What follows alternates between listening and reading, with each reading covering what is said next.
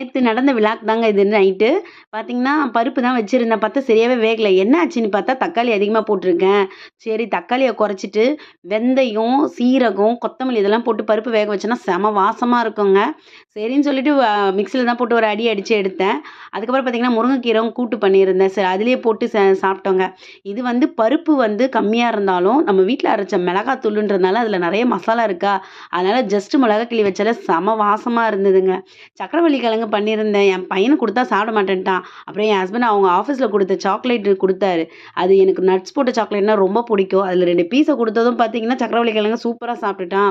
சக்கரவள்ளி கிழங்கு பார்த்தீங்கன்னா, சுவாச நோய்க்கெல்லாம் அவ்ளோ நல்லது. உடம்புல இருக்கிற நெறைய கழிவுகள வெளியேற்றுதும் இது செம சூப்பரா யூஸ் ஆகுதுங்க. ஸோ ட்ரை பண்ணி பாருங்க. இயற்கை வந்து நமக்கு எவ்ளோ நல்ல விஷயங்கள்லாம் குடுத்துருக்கு இல்லையா?